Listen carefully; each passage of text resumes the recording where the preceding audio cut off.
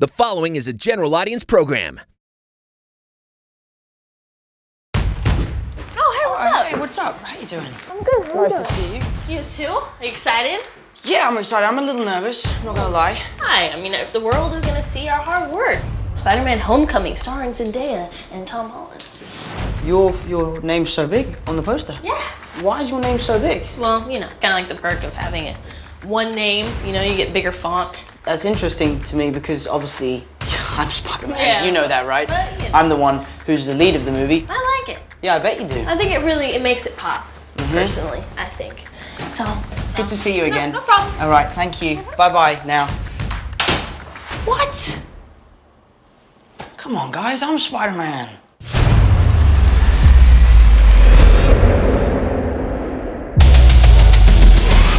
It was just crazy. He was just like, and you were like, ah. I gotta go. Hey, where are you going? What are you hiding, Peter? I'm just kidding, I don't care. Bye. Reimagining Spider-Man with Tom Holland in Civil War was almost like a homecoming and kind of a big aha. Don't do anything stupid, all right? Yeah. He's just the man for the Spider-Man movie. It's so cool to make a new Spider-Man in this MCU, something we haven't seen before. You're the Spider-Man. No, I'm not. I'm not. This is just a costume. This is... You're on the ceiling. On the roof!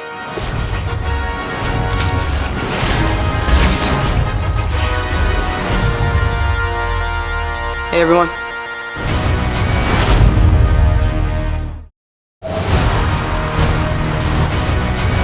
This is a general audience program. What's up, guys? I'm Tom Holland, but you can just call me Spider-Man or Peter Parker, depending on what I'm wearing. Yeah, and I'm Zendaya, and well, I was born without a last name. And we're here to take you inside Spider-Man's solo debut with the Marvel Massive Cinematic Universe. Welcome to a world where action is always around the corner, and me, Zendaya, being awesome.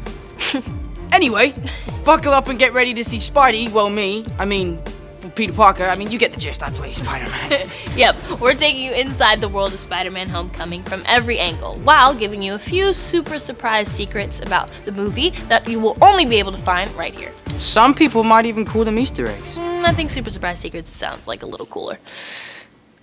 We can agree to disagree. All right, deal. Spider-Man is the biggest Marvel character. He is the jewel in the crown. Such an amazing icon. He is a very different type of hero because he is, quite simply, the greatest superhero of all time. Wait a minute. You want the real Avengers? Peter Parker is one of the most beloved and powerful superheroes of the MCU. Not bad. Good shot, buddy. Oh, Mr. Parker. Hey, I'm Peter. It's about time we met. When I started first reading the comics, when I was 13, 14, 15, 16, younger, but particularly in that sweet spot, I was like, oh, this is me. When Steve Ditko and Stan Lee brought him to life in the early 60s, he was such a great contrast to all the other Marvel heroes. The comics were so amazing, having this shared universe where anybody could show up in anybody else's books. And it's been almost 10 years since we introduced the Marvel Cinematic Universe. We will meet Spider-Man for the first time being a part of that world. He was a modern-day high school kid in New York City who ended up accidentally getting extraordinary abilities. Oh, that was awesome. Most people know who Spider-Man is, and he's probably the Marvel hero with the most name recognition. I've always had an affinity for the character, and seeing it depicted on film as it was in the books, that's an exciting take on it than I've seen before. Action! I love that it's about a teenager. He's got this awesome energy. It's going to be really magical. I've always sympathized with Peter Parker because he's a science nerd, and I was a science nerd in high school. Now imagine if you were Spider-Man and you could do all this amazing stuff. You would spend every moment of your day trying to maximize the amount of time you get to be Spider-Man because it would be the best feeling in the world. One of the coolest things about this movie is that we've seen the God, we've seen the soldier, we've seen the billionaire. Now it's time to see the kid and see what he can do. Peter, you still with us? Yeah. You got hard, kid. Where you from? Queens? Brooklyn. Spider-Man and Peter Parker are two very different characters, but one of the important things is making sure that little parts of each bleed into each other. We've always trying to find little moments where Spider-Man can be seen in Peter Parker, when we can see Peter Parker through the mask. Woo! And we really get to explore a kid having fun What's up, everybody? Tom is enthusiastic and bright and gifted and a very physically talented guy. It's just the right combination of elements that were required to really make an exciting new playlist. So, to become an Avenger, are there like trials or any interview? Just don't do anything I would do. And definitely don't do anything I wouldn't do. There's a little gray area in there, and that's where you operate. Oh. All right? That's not a hug. I'm just grabbing the door for you. All right, kid. Good luck out there. Tom's playing an age of Spider-Man that we haven't seen on film before, but definitely harkens back to what's in the books. Ultimate Spider-Man is the closest to what John has created. I think that version of Peter Parker in that story arc is very similar. And I think just in the artwork and how they sort of modernize that character is a real influence for us for what we've been creating here. The big secret ingredient is John Watts, because he comes from where Peter Parker comes from. I really, really remember what it was like to be 15, 16, 17, and everything is an 11. Talking to a girl is just as stressful as trying to get into college, which is just as stressful as taking down a supervillain. I know school sucks. I know you want to save the world, but you're not ready yet. I'm good. I'm good. Putting Spider-Man in the MCU is the best thing in the world for me as a storyteller. Now we can just have fun with, I think, what makes Spider-Man unique. He's very powerful, and that he has a secret identity. You gotta keep it a secret. Okay. Swear it, okay? I don't think I can keep this a secret. This is the greatest thing that's ever happened to me. I can't believe this is happening right now. When Peter Parker initially is going on his adventures as Spider-Man, he wears sweatpants and a sweatshirt with sort of a crudely sewn sweat hood and these irising goggles that he's built out of parts that he's scavenged. Can you even see in these? Yeah. He's taken a continued interest in Mr. Parker, and as usual is kind of helping him up his game with his suit and the tech and all that. And that's where we see for the first time what I think is going to be the most iconic version of the Spider-Man outfit that anybody's ever seen. Good evening, Peter. Hello? Tony Stark built this costume for him. Excuse me, actually, that's top secret. You can't film that. Security! The idea that the Spider-Man suit could be Stark Tech really just opened up the door to a lot of really great stuff. How'd you find me? Did you put a tracker in my suit or something? I put everything in your suit, including this heater. Whoa. There's even a little spider drone. Has that been there the whole time? That's awesome. The suit is one of the coolest things that has ever happened to me in my whole life. Wearing that suit for the first time was just a dream come true. And still to this day, can't really believe that it's happened. Can I try the suit on? This is awesome. So, Zendaya, what is the most iconic part of Spider-Man? Robert Downey Jr. I think you'll find it's actually... Still not Robert Downey Jr., sorry. We'll be back after a quick break with more Spider-Man gadgets, his relation to the Marvel Universe as a whole, Michael Keaton as the infamous Vulture, Robert Downey Jr. And yes, Robert Downey Jr.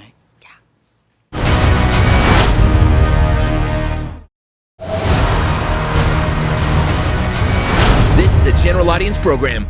Welcome back to A Fan's Guide to Spider-Man Homecoming. Here we are in front of the Avengers Tower. That's right, we teleported, but we can't show you the device we use because that is a Stark secret. You know, if we started spoiling Tony's secrets, he wouldn't be very happy. So let's just help you guys catch up. If you like Spider-Man kicking butt in Civil War, the very beginning of Spider-Man Homecoming will give you his side of the story surrounding that event. For all the fans out there, you're gonna get Peter's background story leading up to and continuing after the battle in Civil War, and it's all straight from footage on his phone. We pick up right after the battle with the Avengers, where I must face my biggest, darkest, craziest challenge yet. The Vulture? No, high school. Ah. This film is an origin story in that we see how Spider-Man begins to become the icon and the legend that we all know as Spider-Man. I just gotta do this on my own. But we come at it in a different way. He's been Spider-Man for at least 6 months when we meet him. You're that Spider guy on YouTube, right? Call me Spider-Man! Okay, Spider-Man! Don't flip! Yeah! We don't do the spider bite. We don't do the death of Uncle Ben. We've seen that before. I know you sneak out of this house every night.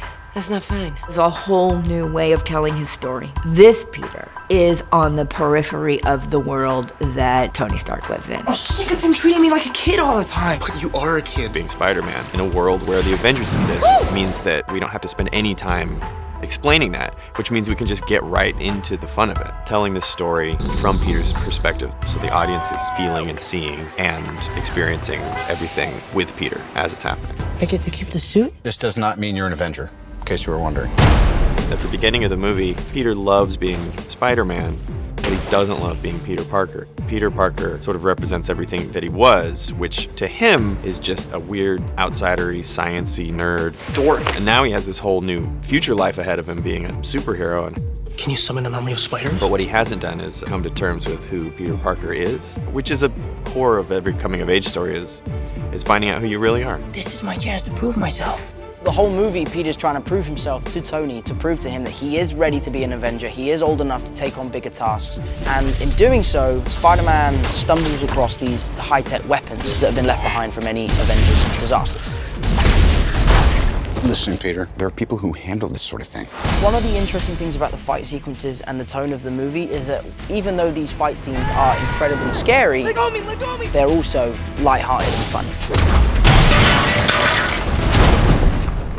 What's with the costume? There is sort of a core Spider-Man truth that we're trying to get to. That if you strip away all of the Spider-Man side of it, it should still be a really great, moving, funny, emotional coming-of-age story. Are you an Avenger? Yeah, basically. Whoa! Now we're in Hollywood, Zendaya. I mean, yeah. You can tell by the big sign that says Hollywood. But wait a minute. Why are we in Hollywood? Well, I'm guessing that this is the cast section. Oh yeah, duh. That's what brought this movie to life, was the amazing cast. We got to work with the legendary talent Marissa Tomei, Michael Keaton, and Robert Downey Jr. Take it easy, take it easy. Sorry, I'm a big fan. So. Yeah, but he's kind of like my mentor, so whatever. Anyway, there's a lot of A-listers in that one clip. Wait, was Iron Man ever seen in a Spider-Man movie before? Let me think about that. No. And another Spider-Man first is Jacob Batalon as Peter Parker's best friend. For once, Peter gets to have a good friend who knows his secret, someone who gets to be in on the experience of being Spider-Man, someone who can be his guy in the chair. Aww, BFFs. It's more like BFFLs, but whatever. Nerd. Hey, Peter Parker proves that you can be a nerd and be cool, and I think Ned does the same thing in his own way. The whole cast, when we're all together, it's been such a delight. Since day one, Jacob and I hit it off immediately. It's probably the most important relationship throughout the movie because he's the only person who he confides in to talk about being Spider-Man. Can you spit Thanos? What's your favorite spider? Tarantula, Daddy Longlegs, Brown Recluse, Black Widow. Sorry. So I almost see Ned as a sort of shrink, you know, someone he could just really let out to.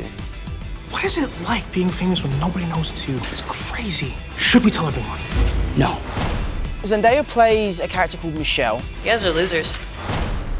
Then why do you sit with us? Because I don't have any friends. And she is a sort of weird, dorky, kind of closed-off character. Am I? But she seems to follow Peter and Ned around quite a lot. She's really brought something very cool to that character and something very interesting and unique. Can we go already? Because I was hoping to get in some light protesting in front of one of the embassies before dinner. I don't think I had like a big reaction to being a part of this movie until like Comic-Con. I was like, yo, this is real. She's weird, but she's super cool to me because I feel like usually what she says is very real. Can't believe you guys are at this lame party. You're here too.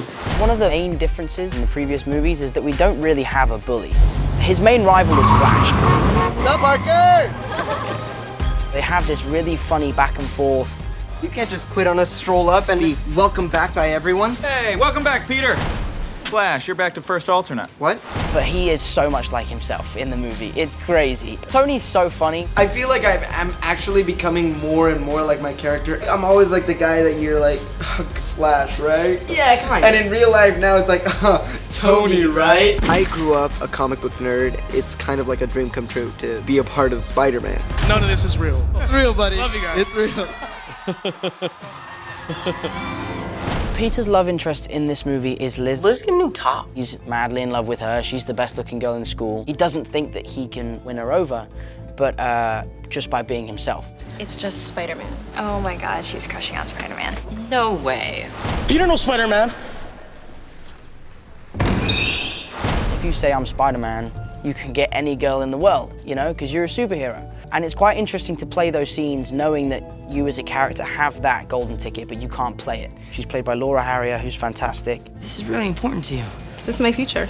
She is really driven and smart. She's a senior, so she's a bit older. Everyone else is a sophomore, so she's kind of like the wise, like, popular girl in school. Can't bail a week before nationals. We've had so much fun on set together. We've become really good friends. It's just like a great experience working with him. I'm sorry. Gotta go.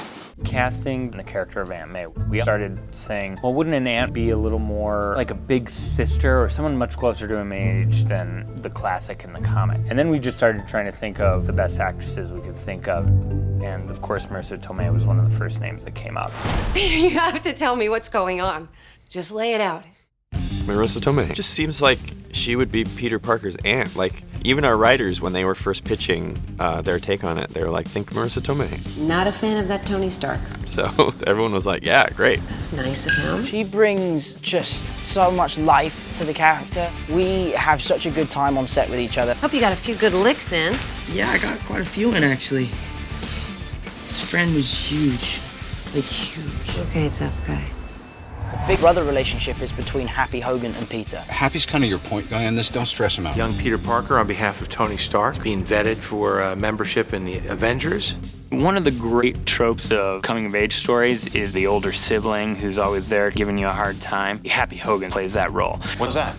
What are you wearing? It's my suit. I really like coming back in this capacity of a guy who's sort of the next generation looking after the new guy. Being back with Tom Holland and Jon Favreau was just crazy. And it reminded me of that kind of first Iron Man experience. John rang me up, was like, Robert's gonna do it. I was like, that's amazing. I thought it would take like a huge amount of persuading. They were like, nope, we rang him up, we asked him, he said yes. He loved being here. He was like a happy little kid on set. I'm gonna pretend you didn't say that. It's a straightforward Spider-Man movie. There's always opportunities for heavy hitters dropping in to kind of support him. I was just trying to be like you. I wanted you to be better. This one's particularly fun for me. Feels like the old band's back together again. Those two have obviously known each other for nearly 10 years and they know what to do, and it was really nice to just be thrown in at the deep end. The world's changing, boys. Time we change too. A superhero movie is only as good as their villain. The Vulture is played by none other than Michael Keaton. The main bad guy in the movie is going to be the Vulture. The Vulture's realizing there's this black market, trading in MCU relics that he can sell this stuff on, and we're going to kind of see that guy's rise in this criminal underworld. Business is good. The idea that there's detritus from all the other movies that has settled and that's hidden and that's out there. The Vulture, he was just sort of an engineer who built this wingsuit to try and collect that stuff and do something with it. You don't understand how the world works. I found it a really interesting approach to what you all want to call a villain. He does corrupt things in order to fight what he sees as corruption, and I think he has a pretty strong argument. I think it was a really cool thing for Keaton to do, and I'm sure he will not disappoint. Don't you interfere with my business again, because I will kill you and everybody you love. He is perfect for that role. There is no one who could play that role better than he could. You know, Iron Man doesn't really need wings to fly. He just kind of zips around on rockets like a boss. Well, yeah, but I mean, I'll just stick to the webs. Tons of superheroes can fly. No one really gets to swing like I do. Okay, yeah, whatever floats your boat. It does float my boat.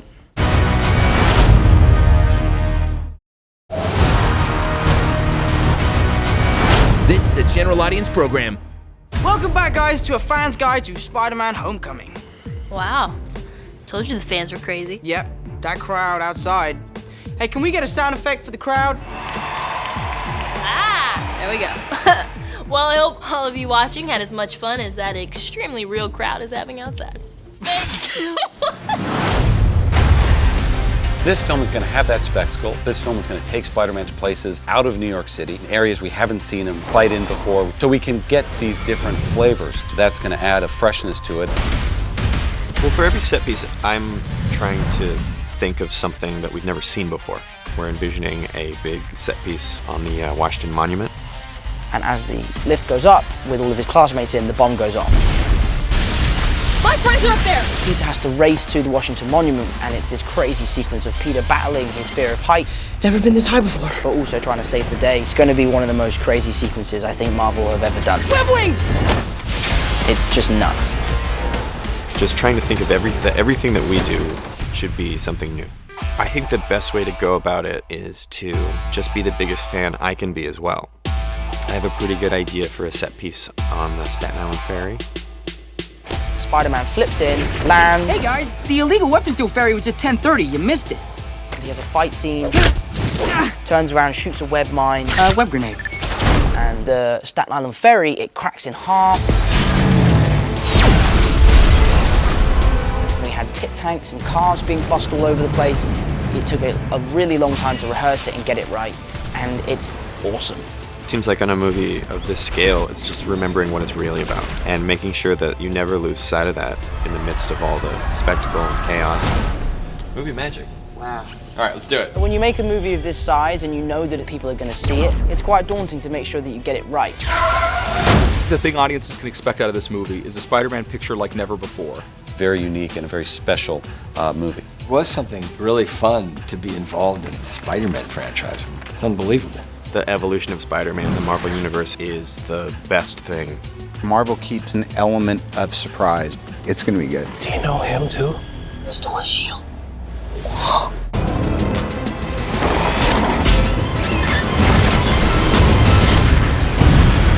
Anyone that wants to see Spider-Man the way he was meant to be on the big screen, in the universe, with heroes that he can interact with, endless possibilities, well, your wish has been granted. Again, I'm Tom Holland. I'm Zendaya. Still no last name, though. And thanks for watching A Fan's Guide to Spider-Man Homecoming.